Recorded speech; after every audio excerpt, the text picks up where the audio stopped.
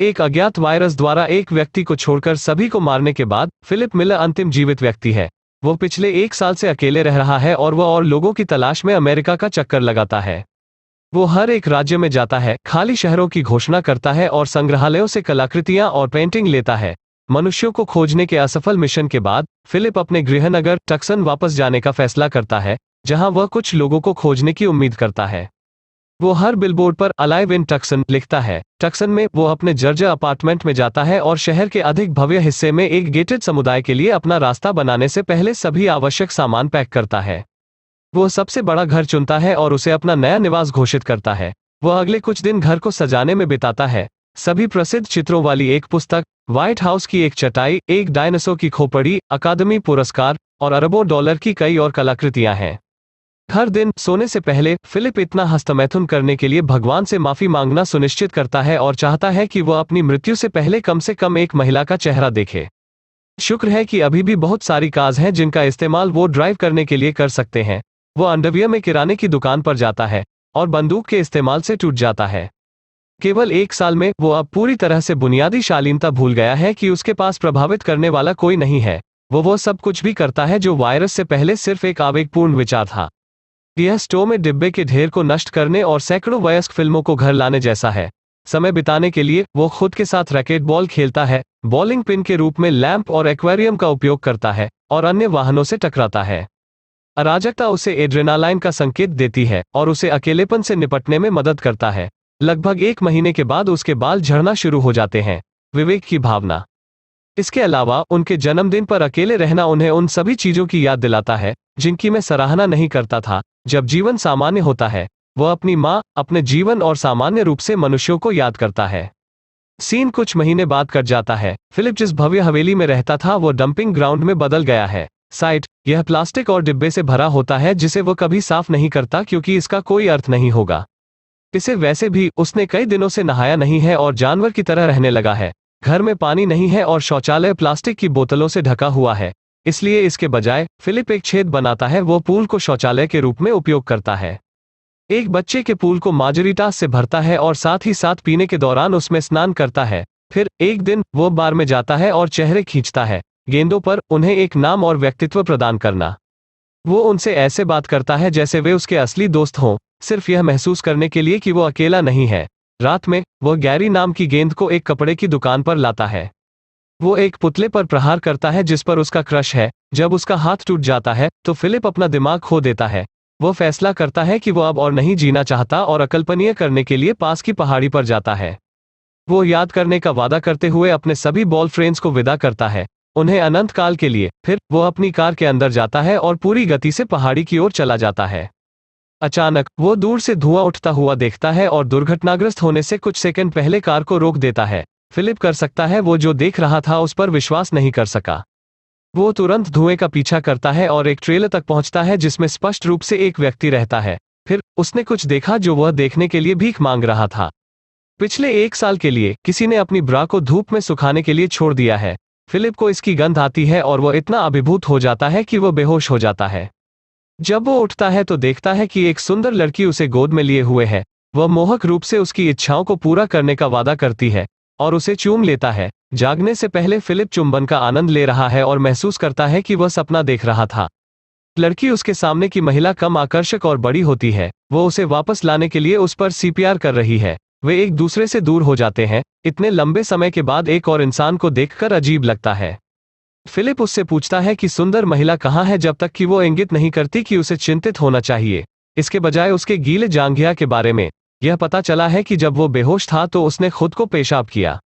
ऐसी स्थिति में भी फिलिप का दावा है कि वो सामने की ओर से तैर रहा था, इसलिए उसकी जांघिया गीली हो गई है। वो आक्रामक रूप से समझाने लगता है कि उसने किया। लड़की डरी हुई है। वो बंदूक निकालती है। मैंने उसे दूर रहने को कहा। फिलिप अंततः स्वीकार करता है कि उसने वास्तव में पेशाब किया और शर्मिंदा है। दोनों के शांत होने के बाद दोनों ने अपना परिचय दिया। लड़की का नाम कैरल है। वो वायरस से पहले एनालिस्ट हुआ करती थी और सबके मरने के बाद अमेरिका का चक्कर लगा रही हैं।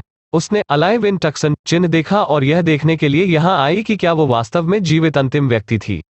हालांकि फिलिप एक महिला से मिलने के लिए मर रहा था, लेकिन वो कैरल को देखने के लिए बहुत उत्साहित नहीं था। वह बार बार उसका व्याकरण ठीक करती है, उसके चुटकुलों को नहीं समझती। और गैर जरूरी बातें करते रहते हैं। कुछ देर बात करने के बाद वे गाड़ी चलाने का फैसला करते हैं, किराने की दुकान की ओर। रास्ते में कैरल ने स्टॉप साइन को पार करने की शिकायत की। फिलिप के तर्क के बावजूद कि कोई यातायात नहीं है, वो अडिग है कि उन्हें नियमों का पालन करना होगा, नहीं तो वे जानवरों की तरह जीने लगेंगे। उसे बेहतर महसूस कराने के लिए वो एक संकेत पर रुकता है और दोनों तरफ देखता है। यह पुष्टि करता है कि कोई भी सड़क पार नहीं कर रहा है। जब वे किराने की दुकान पर पहुंचते हैं और विकलांग स्थान पर फिलिप पार्क में पहुंच जाते हैं, तो वे रुकते नहीं हैं। वे दिन के अपने 5वें तर्क में शामिल हो जाते हैं। फिलिप ने जोर देकर कहा कि काल्पनिक विकलांग व्यक्ति के पास अपनी कार पार्क करने के लिए बहुत जगह है। जब कैरल अभी भी उसे कहीं और पार्क करने का आग्रह करता है, तो वो वाहन को दुकान में चलाता है। इसके बाद वो घूमने जाती है। मैंने उसके घर की ओर देखा और उसके रहने के तरीके से घृणा करता था। उसके पास 2 स्विमिंग पूल हैं, एक मल से भरा है और दूसरा कचरे के साथ। कैरल ने उन पर पेंटिंग चुराने का भी आरोप लगाया, हालांकि उनका तर्क है कि वे अब किसी के नहीं हैं। घर के दौरे के अंत में फिलिप उसे अपने शिविर में वापस जाने के लिए कहता है। अगली सुबह कैरल ने अपने घर की सफाई करते हुए उसे जगाया। वह उसे दुकान से बागवानी और सफाई की आपूर्ति प्राप्त करने के लिए परेशान करती है, क्योंकि उन्हें इंसानों की तरह रहना शुरू करना पड़ता है। रात में फिलिप अपनी गेंद पर जाता है। दोस्त और कैरल के बारे में शिकायत करते हैं। भले ही वो उसे केवल एक दिन के लिए जानता है, उसे लगता है कि वे एक विवाहित जोड़े हैं जिन्हें तलाक लेने की सख्त जरूरत है। अगली सुबह उसके लिए चीजें बदतर हो जाती हैं, क्योंकि वो बगल के घर में चली जाती है। वो उसे दूर भगाने की कोशिश करता है, लेकिन कैरल होने के कारण जिद्दी है। वो उससे पूछती है कि क्या वो नग्न दिखने से डरता है, और उत्तर के रूप में फिलिप अपनी पैंट उतार देता है। कैरोल अंत में हाथी को कमरे में संबोधित करती है और प्रजनन के विषय को सामने लाता है। वो सोचती है कि वे चुने हुए हैं जिन्हें पृथ्वी को फिर से आबाद करने का कर्तव्य दिया गया है। फिलिप का कहना है कि वह नहीं सोएगा। वो उसे ले जाती, भले ही वो पृथ्वी की आखिरी महिला होती, जो इस मामले में सच है। अगले दृश्य में जब कैरल उसके पास आती है तो वह अपने बाहरी शौचालय में होता है। वो चाहती है कि वो उनके घर में बहता पानी लाने का रास्ता खोजे। इस तरह वे टमाटर और अन्य फल उगा सकते हैं। जब वो मदद करने से इनकार करता है, तो वो उसे ताजे टमाटरों के साथ रिश्वत देने की कोशिश करती है, लेकिन उसे परवाह नहीं है। हालांकि जब अंधेरा हो जाता है तो वो उसके बगीचे में घुस जाता है और उसकी सारी सब्जियां खाता है। कैरोल वो अगली सुबह अपने दरवाजे पर दस्तक देता है और उसे बचे हुए टमाटर से ढका हुआ पाता है। फिलिप अभी भी दावा करता है कि वो नहीं है जिसने उन्हें चुराया था। वो यह भी देखता है कि कैरल के पैर में चोट लगी है, जबकि वो एक मैनहोल से पानी को अपने घर में स्थानांतरित करने की कोशिश कर रही है। कुछ दिनों बाद वह जीने की कोशिश करना छोड़ देती है, एक सभ्य इंसान की तरह। फिलिप उसे एक फव्वारे में एक आउटडोर शौचालय बनाते हुए उसकी तैराकी की नकल करते हुए पाता है। पूल शौचालय। कैरल सोचता है कि वे चुने हुए नहीं बल्कि भूले हुए लोग हो सकते हैं। मेरे जीवन का कोई उद्देश्य नहीं है। वे किसी भी तरह से पूरी मानव सभ्यता का निर्माण करने में सक्षम नहीं है। जब वे अपनी $1 मिलियन की हवेली में शौचालय की व्यवस्था भी नहीं कर सकते, तो फिलिप, जो कैरल को एक आशावादी व्यक्ति के रूप में देखने के आदी हैं, उसके लिए भयानक महसूस करते हैं। इसलिए वो शहर की पानी की टंकी के पास जाता है और कैरल के बगीचे को पानी देने के रास्ते की व्यवस्था करता है। वह अंत में उसका अच्छा पक्ष देखकर खुश होती है और उसे रात के खाने पर आमंत्रित करती है। रात में फिलिप लंबे समय के बाद जैविक भोजन का आनंद लेता है। सेक्स का विषय उठाया जाता है और फिलिप कहता है कि मैं अब उसके साथ सोने के लिए तैयार हूं। हालांकि उसके आश्चर्य के लिए कैरल शादी से पहले प्यार नहीं करना चाहती। शुरू में फिलिप हंसता है। वो सोचती है कि यह एक मजाक है, लेकिन वो गंभीर हो जाती है। हालांकि यह विचार हास्यास्पद है। वह उसे बेहतर महसूस कराने का प्रस्ताव करता है। अंत में वे अगले दिन शादी करने का फैसला करते हैं। निम्नलिखित दृश्य में वे एक चर्च में अपनी प्रतिज्ञा कह रहे हैं। फिलिप सोचता है कि यह आवश्यक नहीं है, लेकिन वैसे भी अधिनियम के साथ जाता है। जब वे चर्च से बाहर निकलते हैं तो मेहमानों की भीड़ द्वारा उनका स्वागत किया जाता है। फिलिप को पता चलता है कि उसने गलती की है और चिल्लाता है। फिर वो अपने बिस्तर पर जागता है। शुक्र है कि यह केवल एक सपना था। उसे खिड़की से बाहर भी देखना पड़ता है, यह सुनिश्चित करने के लिए कि अधिकांश दुनिया अभी भी मर चुकी है। कुछ देर बाद कैरल खाना लेकर उसके घर आती है। वह सोचती है कि उन्हें मतदान करके संयुक्त राज्य के राष्ट्रपति का चुनाव करना चाहिए। यह बेकार है, लेकिन फिलिप खुद को चुनता है और सर्वसम्मति से राष्ट्रपति बन जाता है। फिर दोनों स्पैगेटी और किशमिश गेंदों का आनंद लेते हैं, जो कैरल को लगता है कि मीटबॉल का एक अच्छा विकल्प है। इसके बाद आखिरकार शादी का दिन आ ही जाता है। कैरोल सजावट और केक तैयार करती है, जबकि फिलिप को उनके लिए अंगूठियां लाने का काम सौंपा जाता है।